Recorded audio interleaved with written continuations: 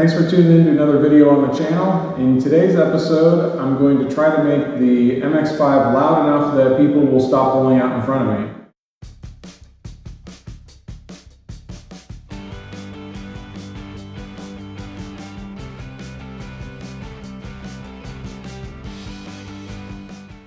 If you're familiar with these cars, you know the horns suck. So if we just take a listen here. It sounds decently loud in the enclosed garage, but when you're out on the street, nobody hears it. I've only had the car a little over a month now, and I've already had 2 or 3 people pull out in front of me. And I lay on the horn, and nobody pays any attention to the car. All right, here are the supplies I'm going to be using. I ended up going with a set of Hella Sharptone Horns. They also came with a relay. I bought a set of inline fuse holders, also a push button switch, and then just from my stockpile, just some wire, some butt connectors, some heat activated solder connectors, and some heat shrink tube. Now I'm gonna leave the factory horn wired to the steering wheel and not touch any of that stuff. Sometimes you just wanna give somebody a courtesy honk, and I don't necessarily wanna scare people every time you hit the horn. So I'm gonna wire this button into the footwell so I can operate it with my foot. And that way this will be completely separate, and if I ever need to take it out, you just pull the wires out of it and you're done with it. So I guess we can take a look at where we're gonna mount the foot switch. Well, the footwell's a little bit crowded, and I normally drive with my left foot on the dead pedal, but there's a nice flat spot above the dead pedal on this metal plate.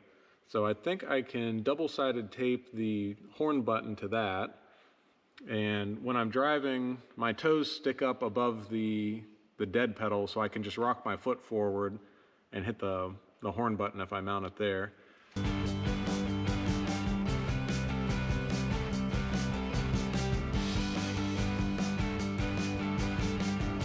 I've gone ahead and made access to the area in front of the radiator, and we have a ton of room now. So all you have to do is take out this felt panel that's underneath the car. It's just a handful of screws, some push pins, and that detaches from the car, and then a couple more screws and push pins on the wheel well liners, and then it detaches. And now we have full access in front of the radiator.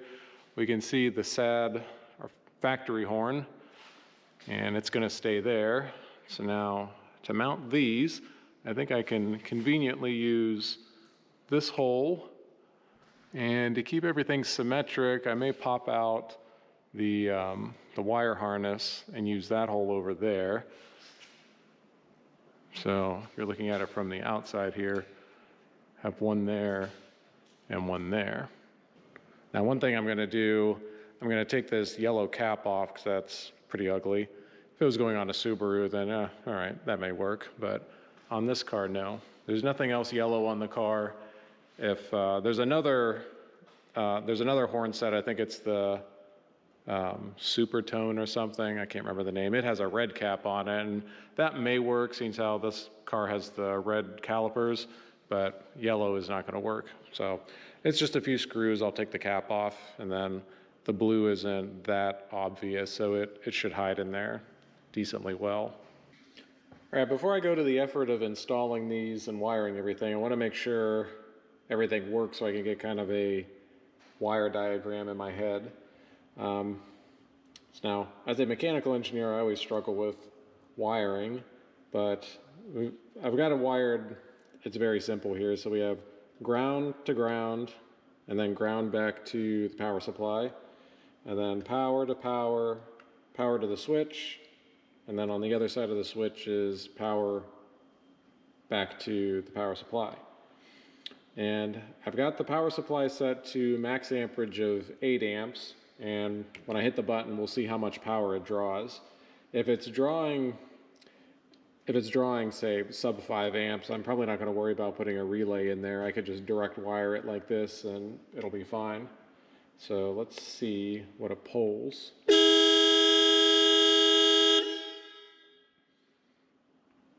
All right, the horn is very loud, and it pulls, if you saw over there, it was pulling about 4 amps.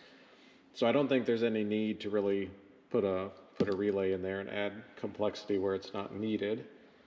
So I guess we could go ahead and mount everything. The wiring on this should be super simple. I'll use some of my terminals and I can just slip them onto the ends of everything and do a pretty tidy job.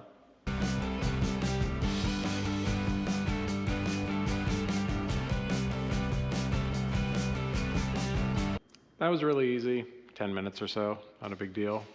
So the easiest thing, we've got two existing fasteners and they're symmetric. So I was able to just screw it into there, no problems. And I loosened the nut on the back side of the horn so that I could clock them so that the terminals are up. That way I can run the wires along this piece here without having any wires sticking out of the side, so I can hide everything up there. And I tried to keep them up as high as I could, so when the car's on the ground, you won't notice them too much, but they're still fully in the opening of the grill, so all of the sound comes out. And the wiring should be pretty easy. So I just need 2 wires. So the ground, I'll run the ground and the power across that bar over to here, and the ground I'll probably just tie onto here, and then the power lead will just run somewhere up through here, tie it into the battery, and then keep it going into the footwell where I'll put the switch. All right, now that we've got the horns mounted, I guess we'll start on the wire harness. So we're going to be using the butt connectors. These fit on the terminals for the horn pretty well. So now when I use these, I don't really like the plastic collar that they have on them. I always take those off and then I can put some heat shrink on it. It looks a little better.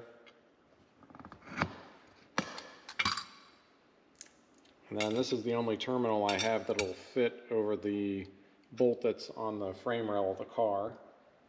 So start with that.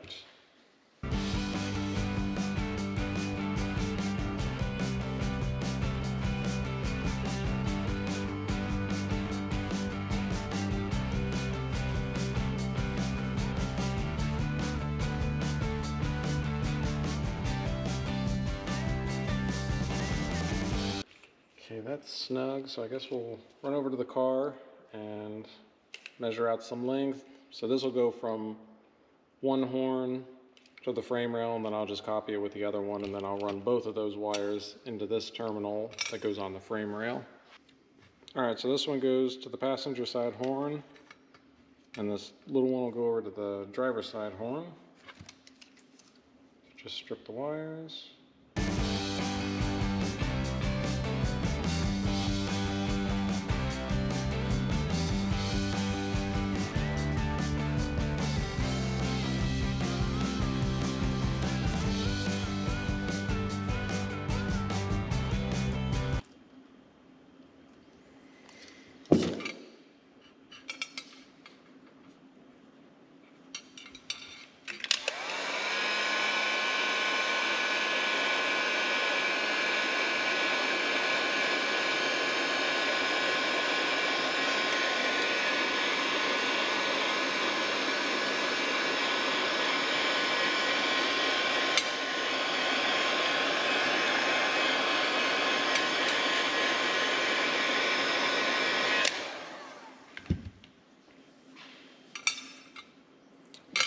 All right, well that should take care of our negative wire harness. Let's go ahead and work on the positive cable that's in the grill area. So this is the short piece for the passenger side one, and then this is a little stub for the driver side one.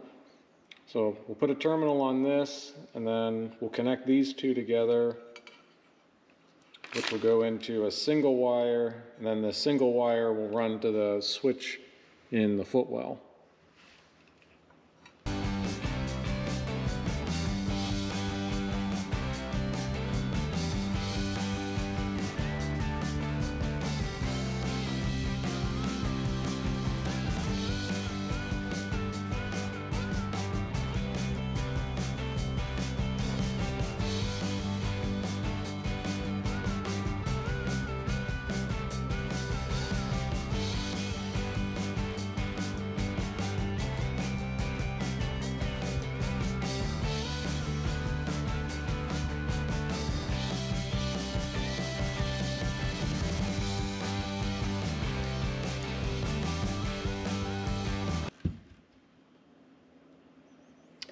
let that cool for a second, but if we look down in there, you can see the melted solder.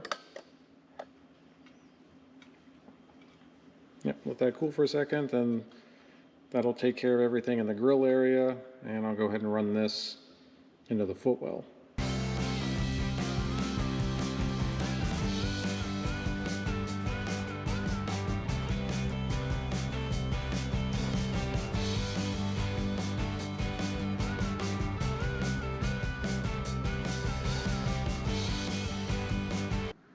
Here's where we are now. I was able to run the wires up here and then went in through the boot for the hood latch release. And once I get done, I'll tidy everything up, put it in some wire conduit. So now for inside the car, I pulled the wire through enough that I can work on it more easily.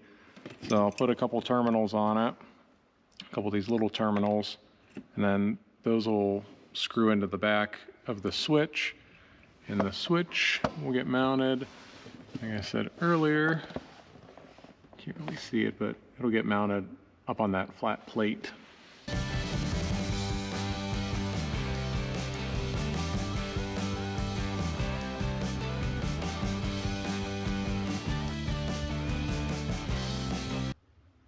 All right, it's all situated under here. Once I get it down on the ground, that way I can open the door all the way, and then I'll tape it using some double-sided tape to that plate, and then it should be good. So let's move to the engine bay and do that wiring. There isn't too much to do in the engine bay. Take the slack out of the wires. I'll run it down through here. I've got my fusible link that I can attach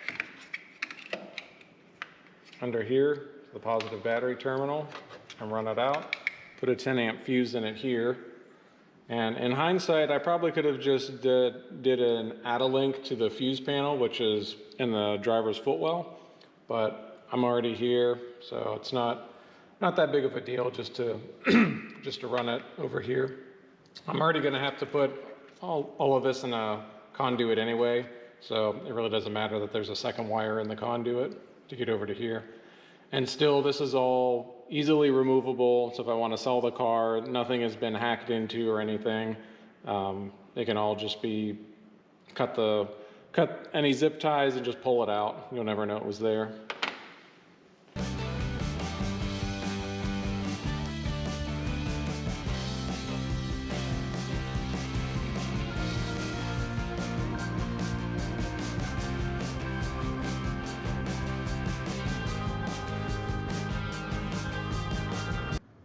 We got everything buttoned up on the top side. Ended up running the wire this way. Got our fusible link, then the wire running down to the horns. And then I didn't have enough cable conduit, so I just wrapped this all in electrical tape, and then it runs down through the boot. And then under here, shoot, I'm gonna have to, can't really see it, but yeah, there we go. So I've got a double-sided tape. It works really well. All I have to do is rock my foot forward. I can keep it on the dead pedal. I just have to rock my foot forward and I hit the button and it activates the horn. So we'll raise it up on the lift and get all the wiring situated that's in the grill.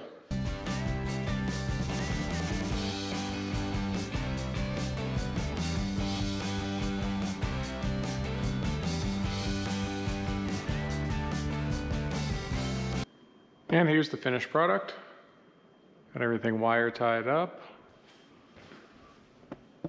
Everything over here taken care of. So once it's down on the ground, you really won't see it anyway because the car's so low. And you really have to look up in there to see the wire. But everything looks pretty tidy. And I guess we'll roll it outside and see if we can take some sound measurements after I get the panels in it underneath. All right, here's the finished product. As you can see, in normal operation, you can't see it. Only if you squat way down, you can see just half of the horn. So I'm happy with that. So now to get some actual numbers to see if this actually did anything, I've got a sound meter on my phone, and I'm about 10 feet away from the car.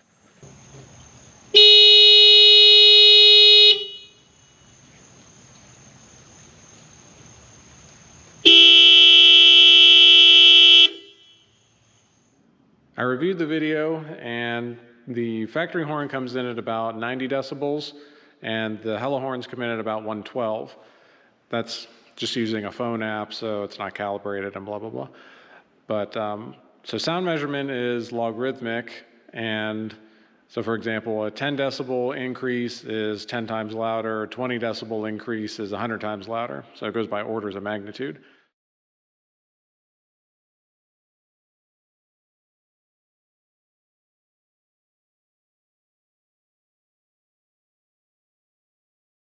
So between that and the Hella horns being like more of a sharper tone than the factory horn, hopefully that will get people's attention so they will actually pay attention to the small car.